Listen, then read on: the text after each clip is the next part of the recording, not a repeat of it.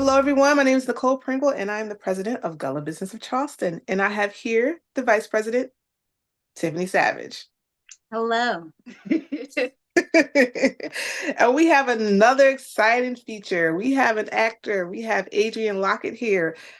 He's been on Sisters. I have Get Hard, The Oval, and then the most recent, Twisted Hearts.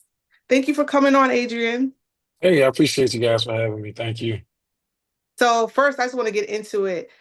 How did you get started into acting? I'll take it all the way back to when I was in the military. I was actually just getting out of physical training PT, and I turned out well. Back then, the disc you pop the disc out of the radio. Back then. Now you got like satellite and Bluetooth and all that. But so I was taking a disc out, and then I didn't feel like putting another one in. So a commercial ad came across, and it was saying if you want to be an actor or a model, come on down to San Antonio Street. And it was that same day. And I was like, I'm gonna go try it out. So I went and tried it out. It was like a million people down there, and I was like, they're never gonna pick me. They picked me. I went to Dallas to follow up at that event. They chose me, and I was about to sign with an agency at that event. The agency dropped me because I was still in the military, and something stuck with me that the guy said at the end of the program. He said, "No doesn't mean never. It just means not now." And I kind of took that Mhm. with me. After I got out of the military, I went to work. I was working 12 and 16 hours, and then I said, "Man, if I put this much work in for somebody else, then what would that look like if I put that much work in for myself?" So I asked myself, "What is it that you really want to do?" I reverted back to what he said then, and I said I was going to put all my overtime money into making the mistakes, trying to figure out how to get into acting, and been doing it ever since. I guess my next question is like, since you have been in this, what has been your most challenging role? My most challenging role was probably that of Jay in Twisted Hearts because how I wanted to act wasn't how how I would act in person isn't how I had to act in that role. I had to bite my tongue and I had to accept um, the female role treating me any kind of way. So in most roles, I would be the tough guy, and I would be shooting and killing somebody. And I wanted to change the trajectory of the way that I was going, so people wouldn't continue calling me to kill somebody. And that was the second role that I jumped into that was different. But this one just challenged more because this character was, I don't want to say feminine, but he was more in touch with self care for a man. So I Mm, had to relay that in a message across the screen. yeah, because I noticed that role, and we're going to talk about that a little bit later because I definitely want to get your opinion on certain things. Yeah, for sure. Because when I saw it, I'm like, I don't see anything wrong. Like, I guess your character and who you were with, she wasn't used to a man like that, so she Yeah, didn't know how to appreciate a man that wasn't so aggressive and so hard. And yeah, she yeah, made yeah, certain, I don't want to give a spoiler, certain decisions she made during that relationship. yeah. But yeah, I'm gonna talk about something else later about that. But I'm gonna go to the next question. How long did it take you to shoot that movie? 8 days. We shot it in 8 days, and there wasn't 8 consecutive days. We shot 4 days in one week. We had Friday, Saturday, Sunday off, and then 4 days the next week. 12-hour days, 8 days. Wow. Mm, Yeah. Oh, that's that's really a good. lot. What makes it easier is when you shoot in one location. So we were in one location the whole time too. So Oh, okay. yeah. Okay. Oh, wow. To piggyback off of that, the first question though, I just thought about it. So I played a role in a show called Whole Phase, Heaux, Phase. And it was ordered by Fubu Network, Forest Buyers Network. So Fubu bought their own company to start making films with. And this film was the face of it when they first put it out 2 years ago. And that character was an up and coming rapper who had been selling drugs for over 5 years to an undercover officer who was gay, who wanted to trade sexual advances to keeping him from turning him in. So Mm. it was kind of hard to do that, being that my goal was to never play a gay character, which the character wasn't gay, and there's nothing against that. It's just I don't want to personally portray a gay person in a movie. Um, but this character wasn't gay.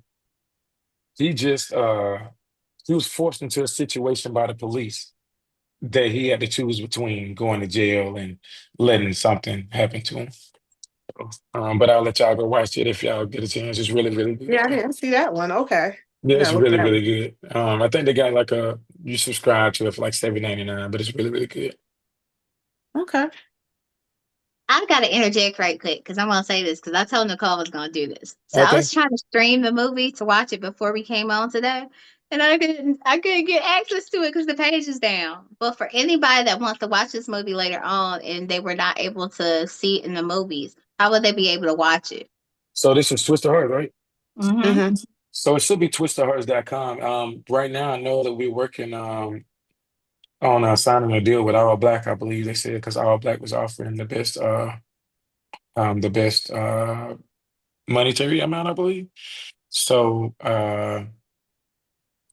I would say like right now it should be twistedheartsmovie.com. Well, thank you. Yes, so we can make sure to pass it on because I Okay. know you guys didn't. Nikki didn't want to spoil the whole movie because she was No. telling me, like, hold on, you about to tell me the movie before you came Uh out there. Hold on. yeah. But even then, they could see a little bit of your character because it was one trailer I know I found on YouTube that they Yeah. can see one. It shows clips of your character and what Yeah. Nikki was talking about men being sensitive and how they portray them as being bisexual, pan, or homosexual. Right. And so, without anybody really watching the movie, they can get a glimpse of what she was talking about. Yeah, because But I'm like, he can't even like Beyonce. Who doesn't like Right, right, right, right. Beyonce? And truth be told, like really how the character is, that's really how I live my life like today. Hmm. So it's just, coming across with the soft down the screen. But I do like Beyonce. I'm not crazy about her, but I do like her. Yeah. Love her music. And I do go to the nail shop. Everybody in the nail shop know me, the one that I go to. And it ain't because of movies. They know me because I come in there all the time. So and I'm a mechanic by trade. I was a mechanic in the military and Wow. yeah, barber, like I do everything. But I still go take care of myself. Yeah. I mean, I'm like, what's wrong with self-care? And then just knowing how to express yourself. So it's like if a man does self-care and express themselves, so they automatically a simp, or the new word simp. I don't even like that word. Right, Or they right. say sassy, or Yeah, like. yeah, yeah, Mhm. yeah. Yeah, right. So I like that you portrayed that character because I wasn't sure that that like when it came on, I'm like, okay, what kind of character, is he gonna Right. play? Because I was Yeah. Mhm. thinking Playboy. I was automatically Yeah, gonna be yeah. Playboy when I was Yeah, there. yeah, Like, yeah. okay, that Mhm. took a turn. Yeah. Now, I am a playboy in the whole face show. Okay. Yeah. It's really twisted. I know we're talking about Twisted Hearts, but that shit was really twisted. Okay. Really twisted. Yeah. So I'll tell you a couple characters in it right quick. So Ronnie from Players Club, she's in it. Okay. Crystal Wilson, she plays the grandma in it. What's his name? Uh Professor Ogilvy, he's in it. Um and Angie Stone, she's in it. So I Oh think that's wow. yeah, I think that's probably like some of the bigger names that you guys may know. But yeah. Nice, nice, nice. So So how did this is wait?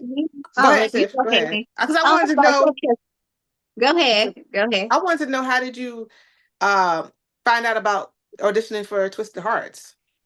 I was actually on Instagram one day and I was watching the producers live, and it was during the strike at the time.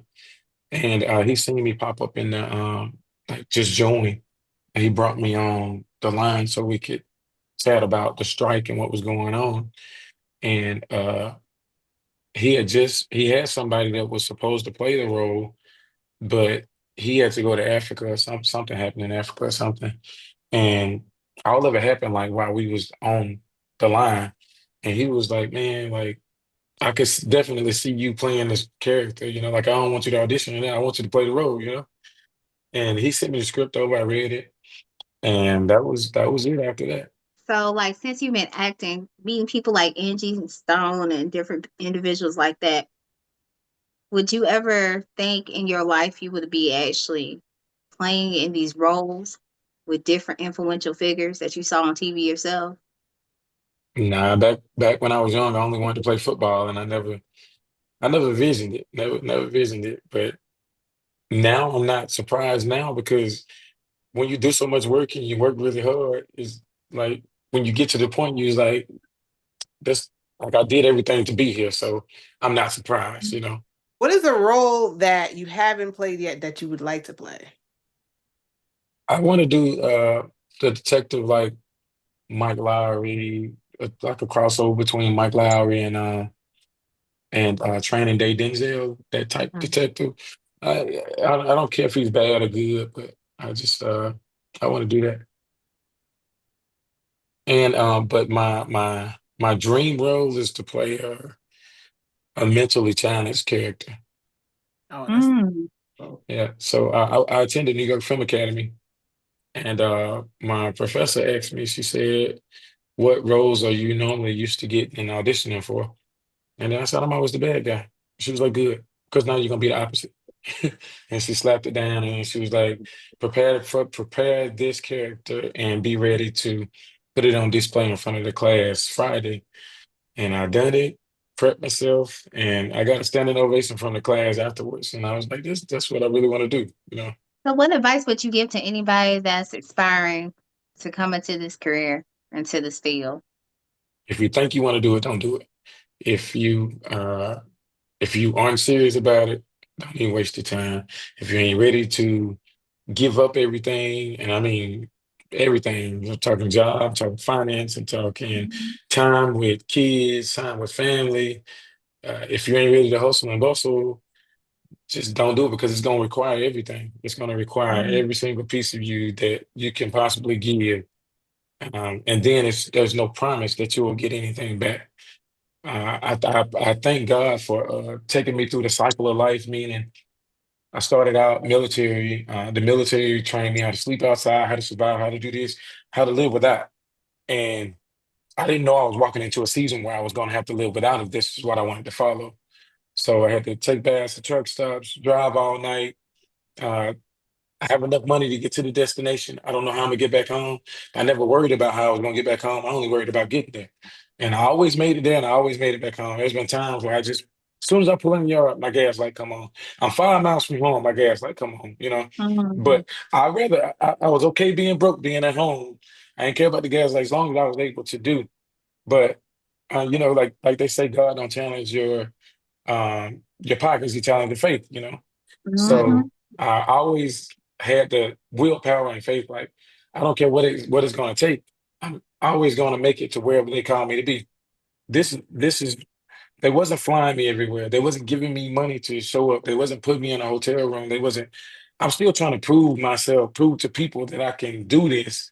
And for the whole first 2 years, I didn't even get paid anything because I didn't feel like people should pay me for a job that I didn't know how to do. So, Mhm. like I said, sleeping in my truck. I put 300,000 miles on my personal vehicle in 3 years. And I know that's unheard of. And the only people that's around me that I work with, people that was there, they can tell you like this fool really did put 300,000 miles on a vehicle in 3 years, you know? And that's running from one coast to the other coast. And I take all my clothes, I put them in my vehicle, and wherever I get a chance to wash them at, whether it be somebody's house or a laundromat, I just kept on going until nobody called. And when nobody called, I'll go back home. Somebody called, I head back out, and I just take 2 weeks worth of clothes and just keep on going. Yeah. But to answer your question, I know that was long-winded. No, If no, it's good. okay, yeah, if you ain't ready to give up everything, then they just leave it alone. I like what you said about delay, like the delay. And the what I heard from what you just talked about is a process. Like a lot of people don't think you go through a process. Sometimes you can't explain why you go through stuff, but it's just processing you for where you're going to go. So the how the whole trajectory of where I come from and where I'm at now, how it played out, it was a faithful process, and it was um I prayed about everything first before I did it because it's so stupid to go chase acting and you got kids, you got bills, you got and nothing is promised. But these bills are not going to take their time on you, you know?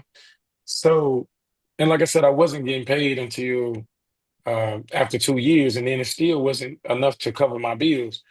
And I was still working a full-time job. So thinking about I'm working this full-time job and I've used all my call-ins. I don't have any floaters to use. I don't have any nothing to use. Nobody want to swap out with me. And now I have this opportunity, but I don't have any days left at work to call in or anything, or I'm going to get fired. So the day that I was going to quit, I didn't tell anybody nothing. Um, I actually got fired on the day I was going to quit. Well, I got laid off that day, but later on it became a fight. And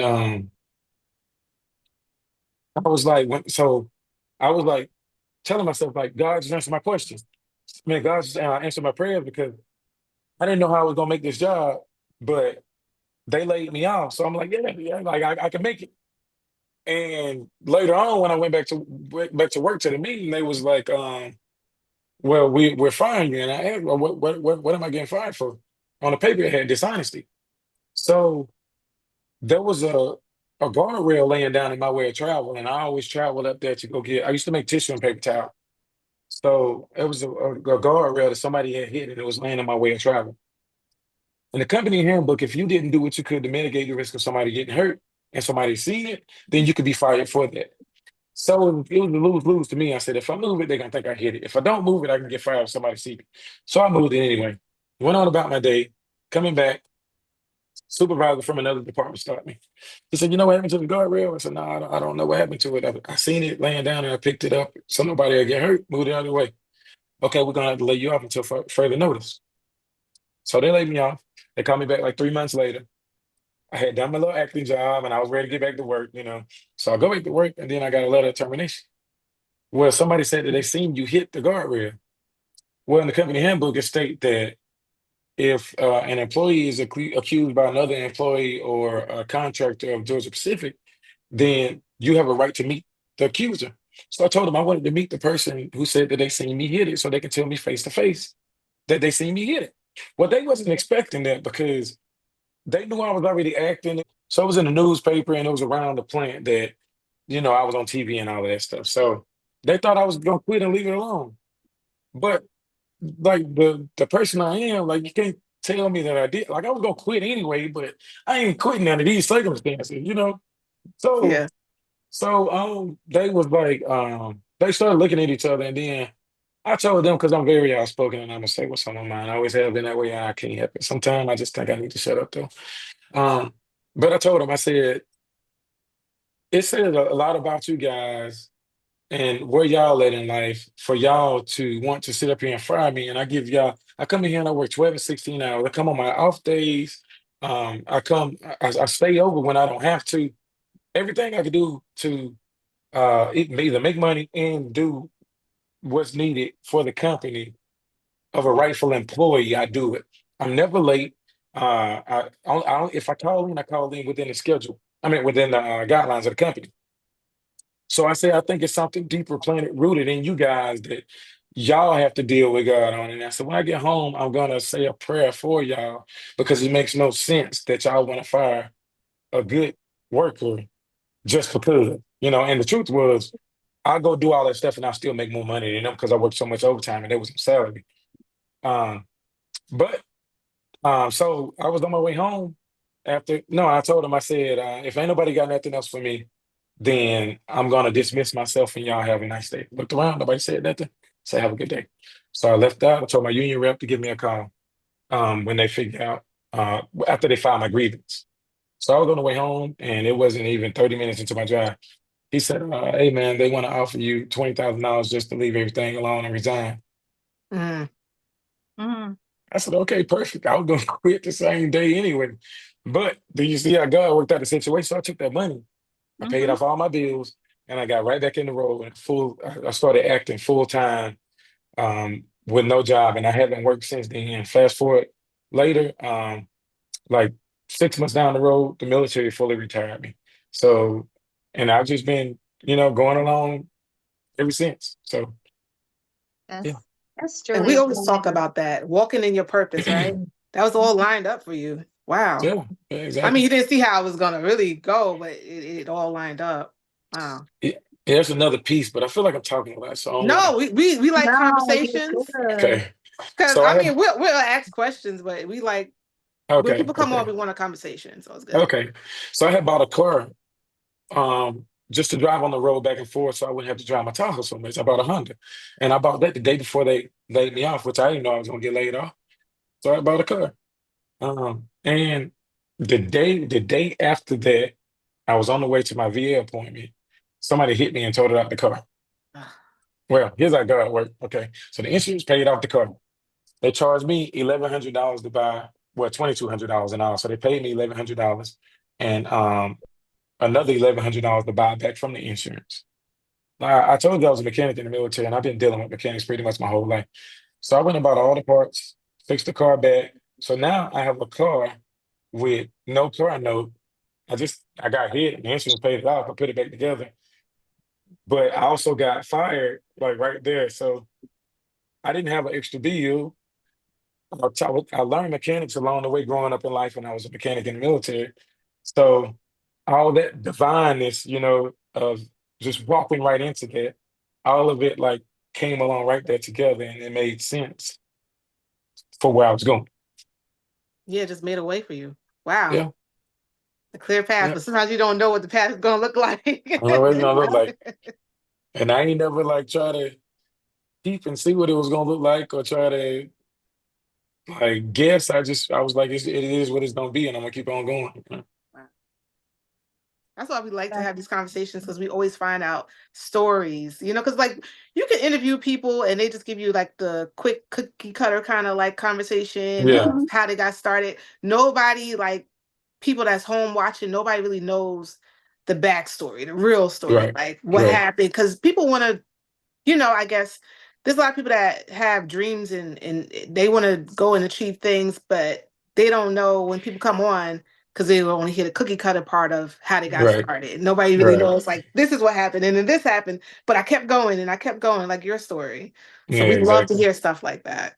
Yeah, I appreciate it. Again, it goes back to just what he said. I know a woman of God, she says this all the time. It was so funny. And just hearing what you said, delayed, not denied. She says that all the time. And Right. it always resonates when I hear somebody else speak that. Because when you hear Yeah, people speak that live a life of faith, they walk by yeah, faith. It's not like they yeah, just talking and like they have really lived this thing.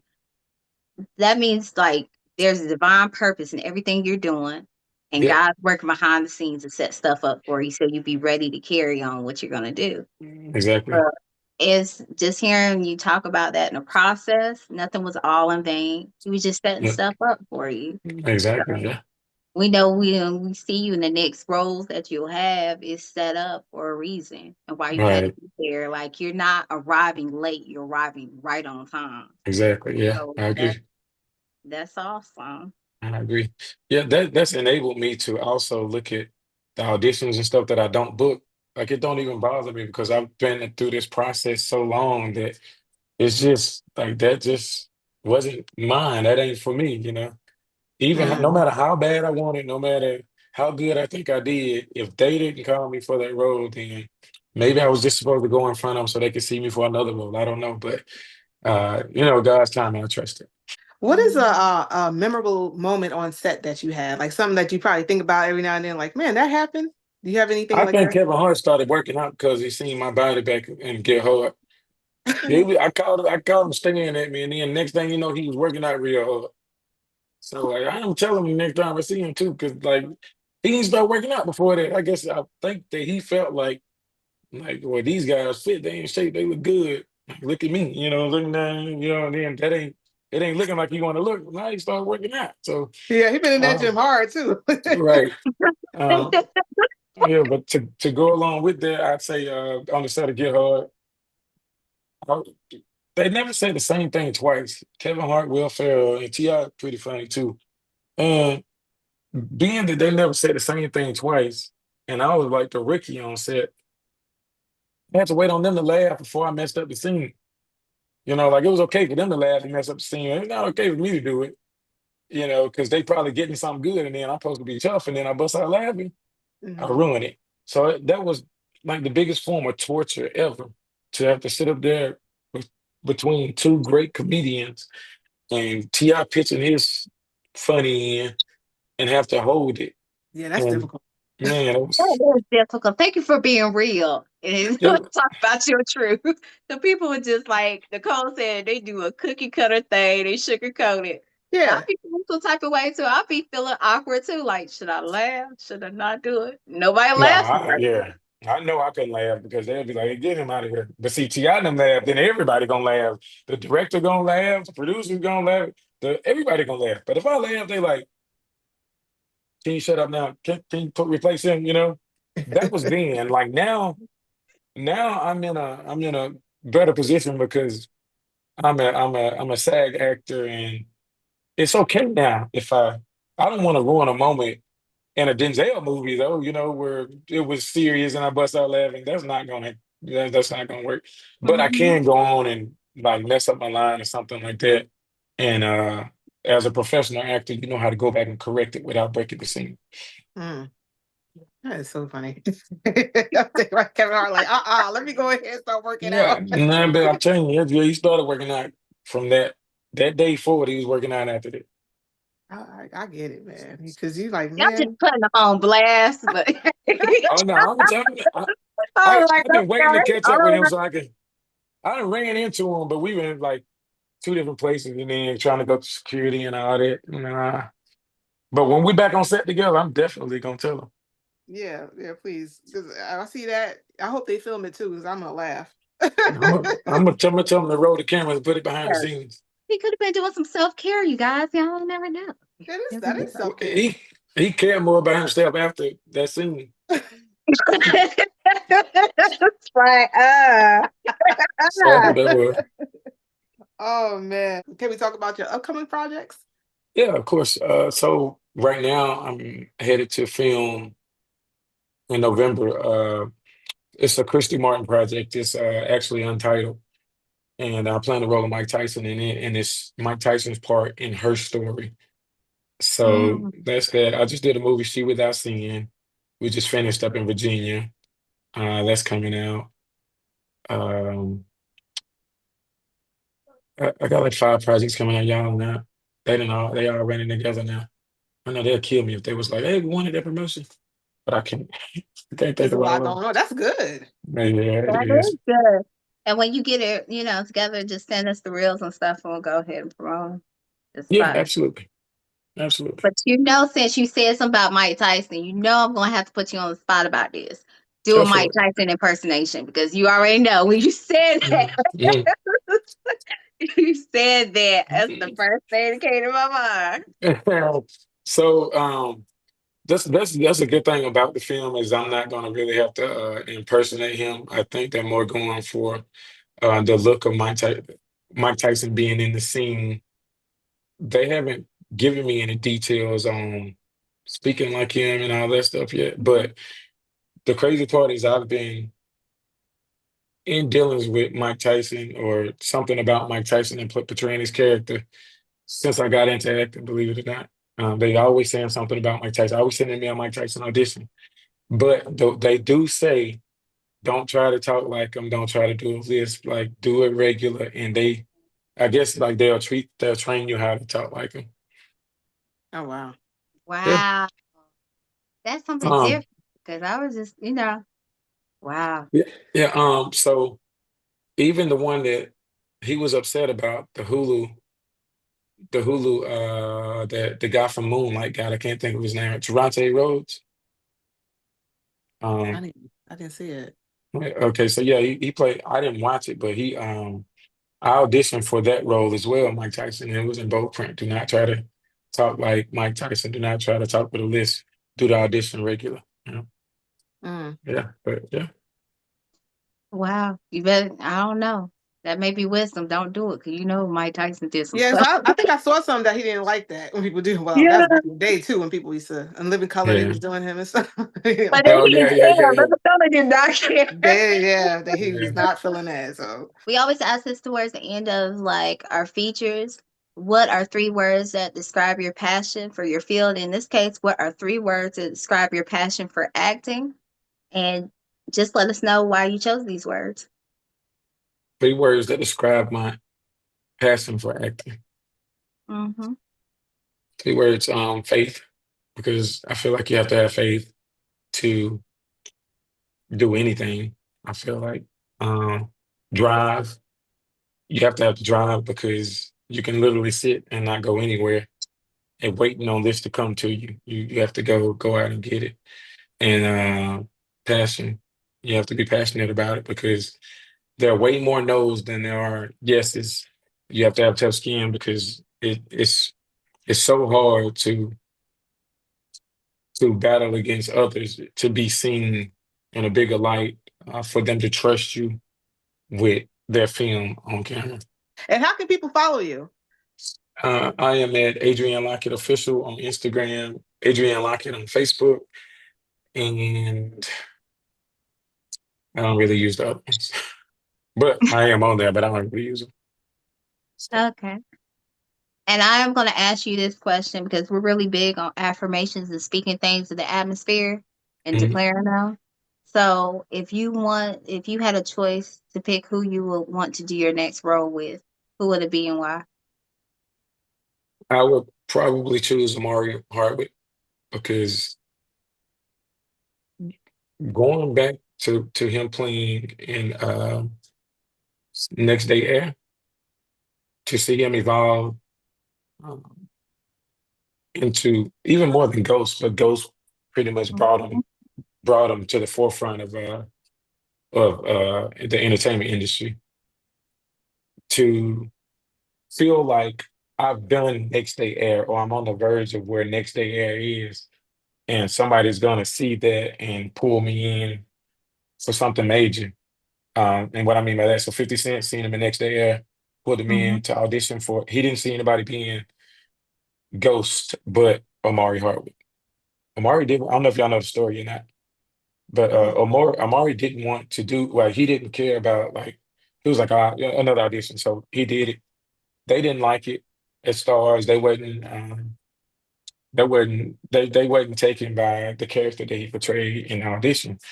So 50 Cent went back to him and he told him, he said, I don't know I don't know if that, what the ace that was, but you know, they don't like it. Ghost was pretty well, Amari was pretty much like, well, I don't care, let them pick who they want to pick. You know, they ain't like it. That's the end of the story. So the same guy with him and he talked to him like he gave him the pep talk and gave him the pep talk. He went and did it and it changed his whole life. You know. So he came back, he killed the role, they loved it, and he became Ghost. Somebody who has been in that situation that I'm in right now and came out of it. I want that wisdom, you know, or that directorship, if you will, from him. You know, just to be able to pick an elite, I guess, if you will, because I feel like he's an elite person. Because to carry a series like Power and to do like record setting numbers, like he was pretty much the show. Like nobody wanted to watch it after he left. Like the storyline just had to continue to be good to keep people coming. And luckily, he built that franchise so that they could keep on going. But everybody misses Ghost. Everybody wants him back, you know? So, dang, that was a long winded question, too, huh? No, that's fine. Mhm. You We fine. Yeah, like the well, no. conversations. It's like that. We get on, we start talking. We like, no, let them talk because we like to hear it. What you got to Okay. say? But yeah, definitely him because just where his career started from and where he's at now. I remember him being an extra on some show, but I still got a picture on my phone because it shows you like where you started and where you can continue to drive. You know? Wow. Yeah, we Well, gonna say that. We're gonna put Adrian, that out there. Yep. yeah, we're gonna put Absolutely. that out there for you. And when you blow up, don't forget about us. Come back. Yeah. Ah, never, never, never, never. I'm always here. I appreciate you guys for Absolutely. reaching out. And I always tell people that I'll do a podcast or no matter how big or small it is, because the preparation for the big stage, there's no blueprint. So the Jimmy Kimmel, the Saturday Night Live, it starts in this interview right now, right here. Hmm. I go back over and maybe it's something I missed, but um, maybe it's something I need to learn or something. But you don't just get on Saturday Night Live and know how to respond. You have to go through all of the phases. So, and then if you reach one person through another person's audience, it's one person that you never had on your side. So, Mhm. Yeah, we just had Ron Days from Gullah Gullah Island, and we were like little kids all over again. We were like, oh my yeah, God. no, that's what's up. Yeah, Yeah, so it was, yeah, this is our beginning stage building this platform, and we appreciate you for taking the time coming on and trusting Mhm. us to interview you. Anybody that's watching, I'll have all his information listed below so you can follow him. And again, please like, share, and subscribe. Thank you. thank you guys.